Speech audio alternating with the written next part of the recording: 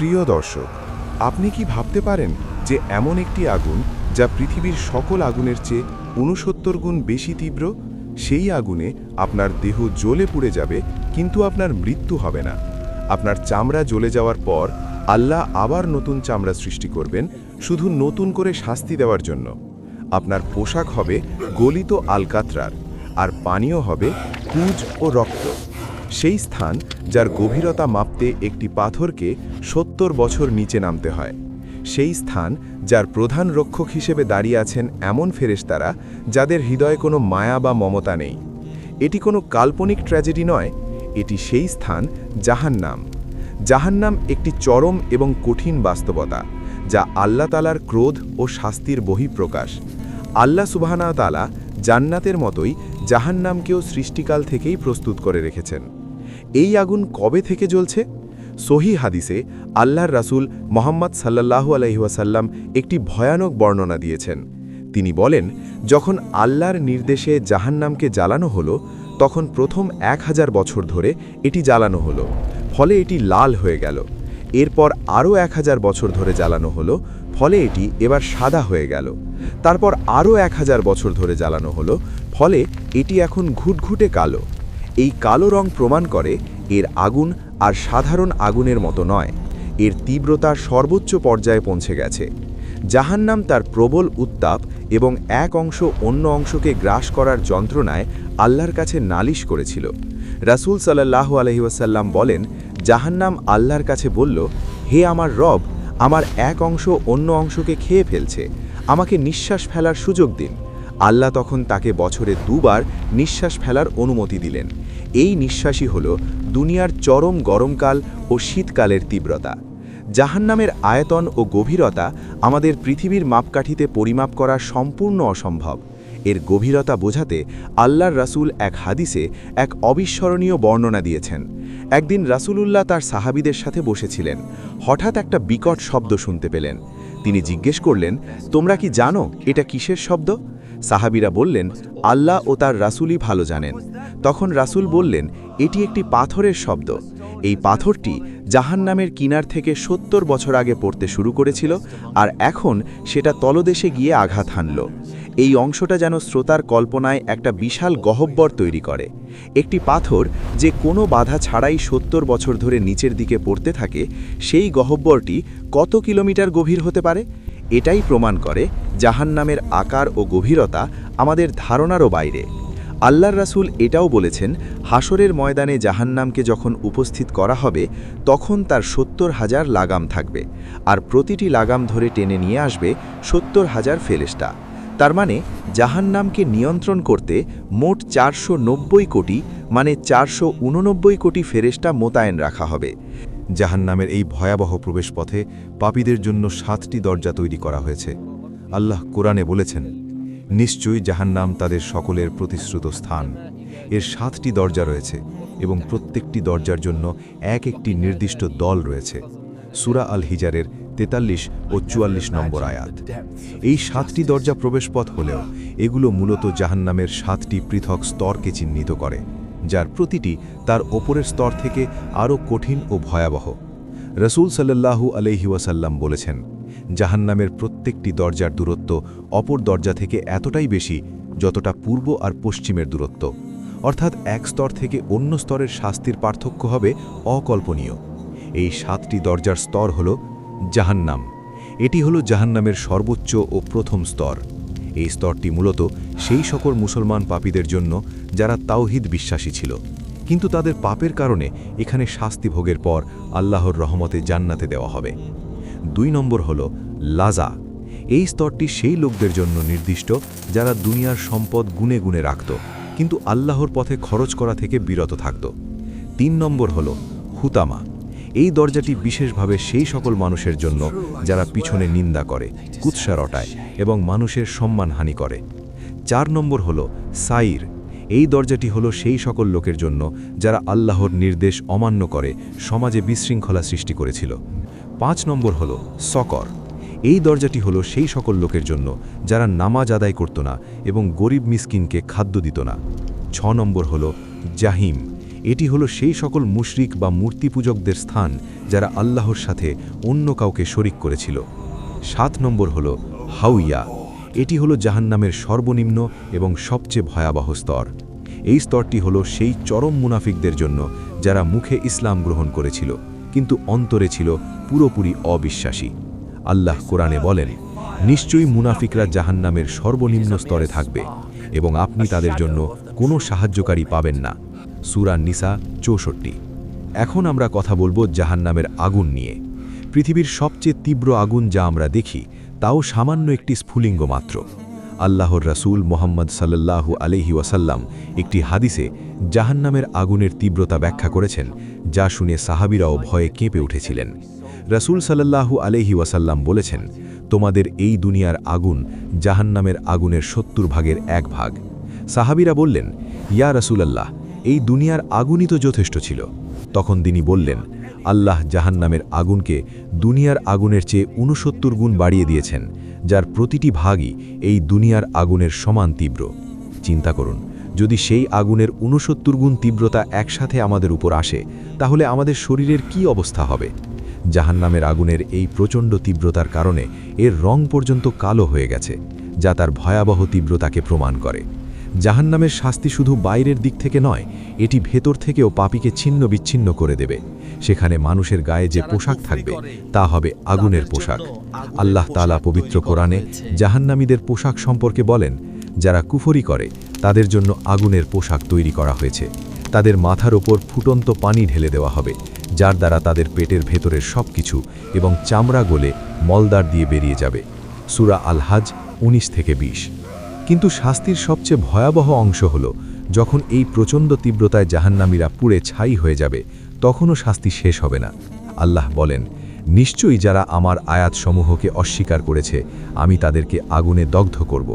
তাদের চামড়াগুলো যখনই পুড়ে গলে যাবে, তখন আমি তাদের জন্য অন্য চামড়া পাল্টে দেব, যাতে তারা আযাব পূর্ণরূপে ভোগ করতে পারে। নিশ্চয়ই আল্লাহ পরাক্রমী প্রজ্ঞাময়। সূরা নিসা 4:56।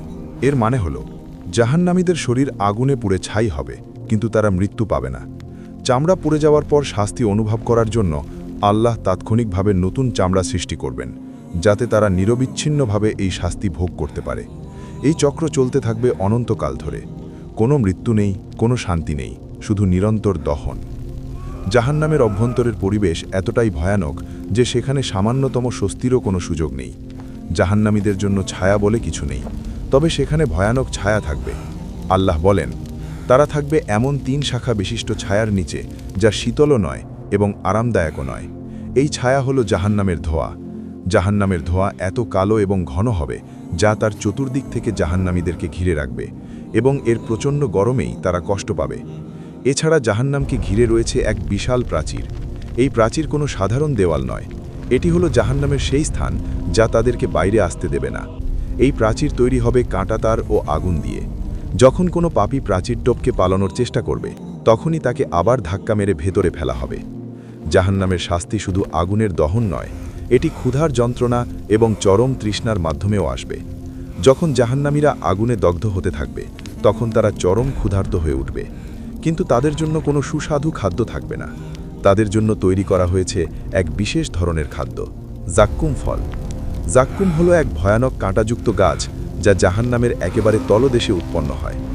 আল্লাহ তাআলা কুরআনে বলেন, নিশ্চয়ই জাক্কুম বৃক্ষ তা পাপীদের খাদ্য হবে, গলিত তামার মতো, যা পেটের মধ্যে ফুটতে থাকবে, ফুটন্ত পানির মতো।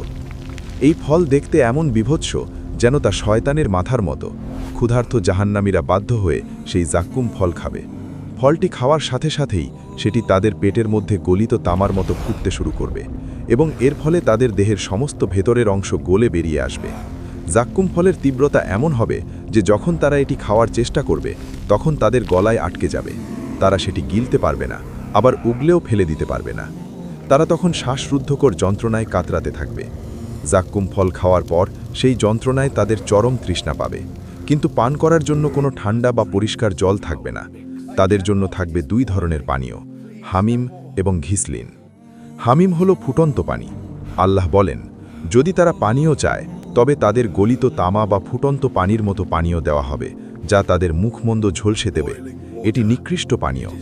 এই পানীয় এতটাই গরম হবে যে ঠোঁটের কাছে আনতেই মুখের চামড়া গলে পড়ে যাবে, এবং যখন তারা এটি পান করবে তখন সেটি তাদের নাড়ি ভুলি গলিয়ে মলদার দিয়ে বেরিয়ে যাবে। ঘিসলিন হল পুজ ও রক্ত। এই পানীয়টি হবে জাহান্নামীদের দেহ থেকে ঝরে পড়া পুজ, রক্ত এবং ক্ষতস্থান থেকে বের হওয়া তরল পদার্থ। এই পানীয় এতই দুর্গন্ধযুক্ত এবং জঘন্য হবে যা কেবল চিন্তা করলেই গা শিউড়ে ওঠে। আল্লাহ বলেন, তাই আজ এখানে তাদের জন্য কোনো বন্ধু নেই এবং নেই কোনো খাবার জাক্কুম ছাড়া, যা খাবে কেবল পাপীরাই।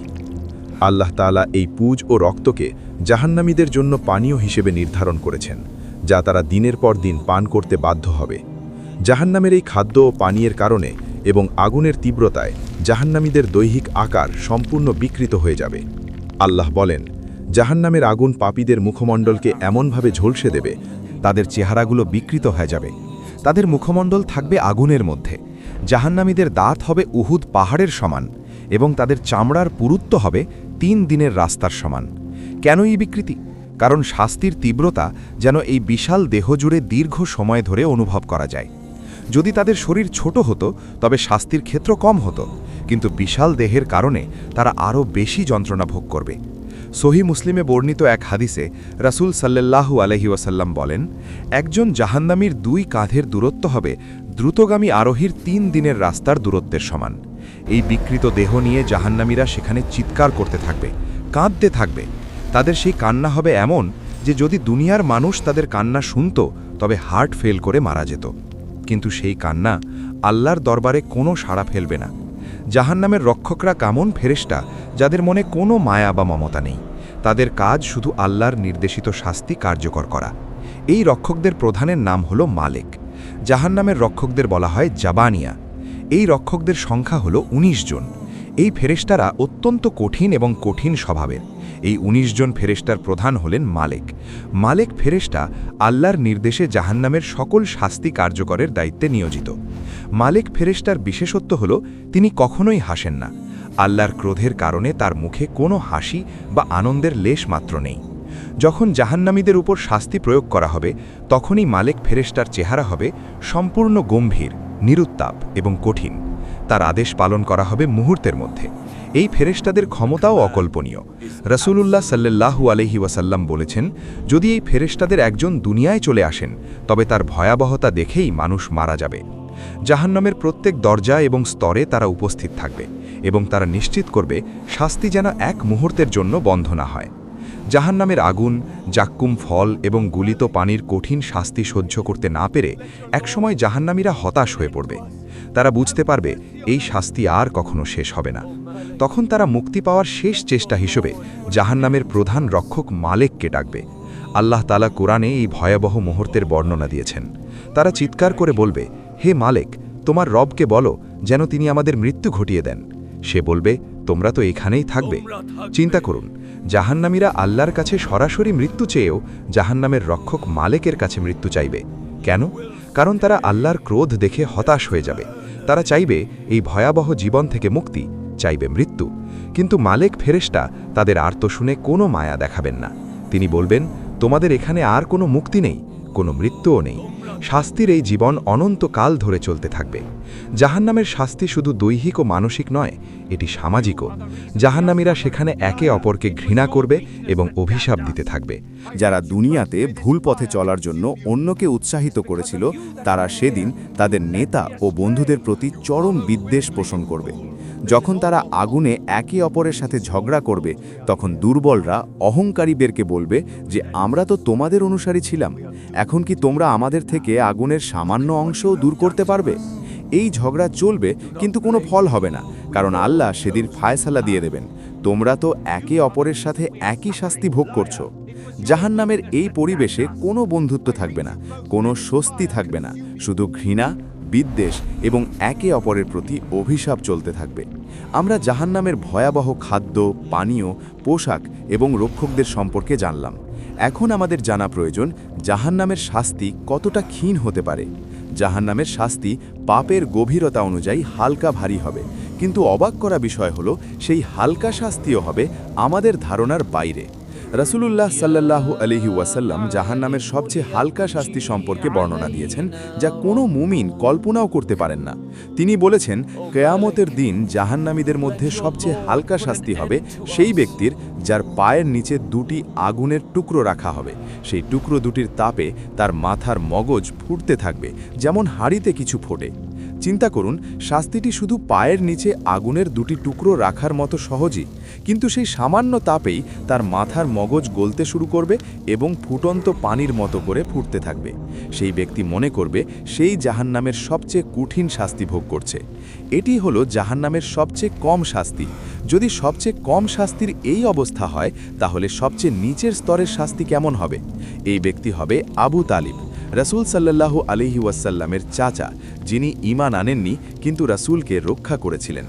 শাস্তি ভোগ করতে করতে একসময় জাহান্নামীরা আল্লাহর রহমত থেকে সম্পূর্ণরূপে হতাশ হয়ে পড়বে। তারা আর কোনো চিৎকার করবে না, কোনো মুক্তিপণ চাইবে না। তারা চূড়ান্তভাবে নীরব হয়ে যাবে। জাহান্নামীরা যখন দেখবে যে তাদের জন্য কোনো মুক্তি নেই, তখন তারা নিজেদেরকে দোষারোপ করতে শুরু করবে। তারা বলবে, হায়, যদি আমরা আল্লাহর কথা শুনতাম এবং রাসূলকে অনুসরণ করতাম, তাহলে আজ এই ভয়ানক শাস্তি ভোগ করতে হতো না।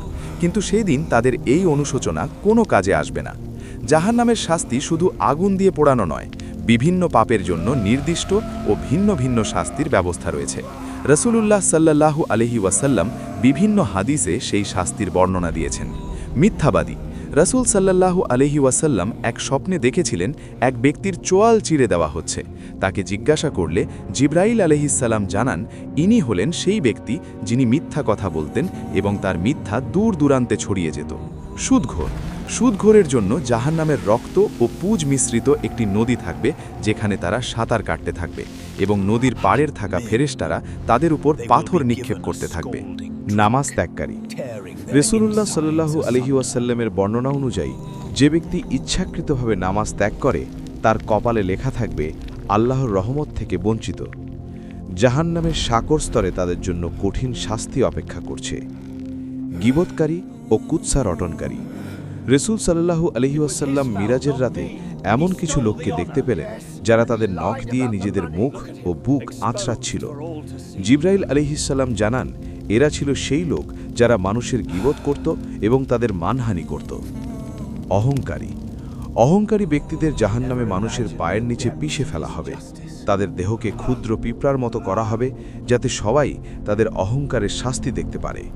এই সবগুলো শাস্তি প্রমাণ করে আল্লাহ তাআলা তার বান্দার ছোট বড় কোনো পাপই বিনা হিসাবে ছেড়ে দেবেন না। প্রতিটি পাপের জন্য নির্দিষ্ট ভয়াবহ এবং চিরস্থায়ী শাস্তি নির্ধারিত। জাহান্নামীরা যখন দেখবে যে তাদের জন্য কোনো মুক্তি নেই, তখন তাদের শেষ কথা কি হবে? তারা তখন শুধু একটা কথাই বারবার বলবে, আফসোস। জাহান্নামের এই শাস্তিগুলো আল্লাহর ক্রোধের প্রতীক। এই কঠিন আযাব থেকে বাঁচার একমাত্র পথ হল দুনিয়াতে ফিরে যাওয়া এবং সৎ পথে চলা, কিন্তু তাদের জন্য সেই সুযোগ বন্ধ। আমরা জানলাম জাহান্নামের শাস্তিগুলো কতটা অকল্পনীয়, কিন্তু জাহান্নামের রক্ষকদের কাজ শুধু শাস্তি দেওয়া নয়, তাদের আরেকটি কঠিন কাজ আছে। জাহান্নামীরা যখন শত শত বছর ধরে শাস্তি ভোগ করতে থাকবে, তখন একসময় তাদের চোখ থেকে পানি আসা বন্ধ হয়ে যাবে। রাসূলুল্লাহ সাল্লাল্লাহু আলাইহি ওয়াসাল্লাম এক হাদিসে বর্ণনা করেছেন, জাহান্নামীরা এত বেশি কাঁদবে যে একসময় তাদের চোখের পানি শুকিয়ে যাবে। তাদের চোখের কোণে শুধুই জমাট বাঁধা রক্ত দেখা যাবে। কান্না যখন আর বের হবে না, তখন জাহান্নামের রক্ষকরা তাদের চোখের সেই জমাট রক্ত বের করে দেওয়ার জন্য চাপ দিতে থাকবে। সেই রক্ত বের হয়ে আসার সময় যে যন্ত্রণা হবে তা অসহনীয়। জাহান্নামের শাস্তি সময়ের সাথে সাথে হালকা হওয়ার বদলে আরও তীব্র হতে থাকবে। রাসূলুল্লাহ সাল্লাল্লাহু আলাইহি ওয়াসাল্লাম বলেন, কিয়ামতের দিন জাহান্নামীরা এত বেশি কাঁদবে যে যদি তাদের কান্নার সেই পানিতে নৌকা চালানো যেত, তবে তা সম্ভব হতো। এই কান্না কেবল এক মুমিন বান্দার পাপের জন্য নয়, বরং অবিশ্বাসীদের অনন্তকালীন কষ্টের আর্তনাদ। কিন্তু তাদের এই তীব্র কান্নার ফল হবে না, কারণ আল্লাহর দরবারে তাদের জন্য ক্ষমা বা মুক্তির পথ আগেই বন্ধ হয়ে গেছে। ভাই ও বোনেরা, যদি আজকের এই ভিডিওটি আপনার হৃদয় ছুঁয়ে যায়, তবে একবার হলেও বলুন, আল্লাহ আমাদের সবাইকে জাহান্নামের আগুন থেকে রক্ষা করুন, আমিন। আপনি যদি এমনই আরও ইসলামিক গল্প ও শিক্ষা জানতে চান, তাহলে অবশ্যই ভিডিওটি লাইক করুন, শেয়ার করুন এবং আমাদের চ্যানেলটি সাবস্ক্রাইব করুন। আপনার একটি ছোট্ট শেয়ার হয়তো অন্য কারো জন্য হেদায়েতের কারণ হয়ে যাবে, ইনশাআল্লাহ। পরবর্তী পর্বে আবার দেখা হবে নতুন এক শিক্ষা ও অনুপ্রেরণামূলক গল্প নিয়ে। আসসালামু আলাইকুম ওয়া রাহমাতুল্লাহ।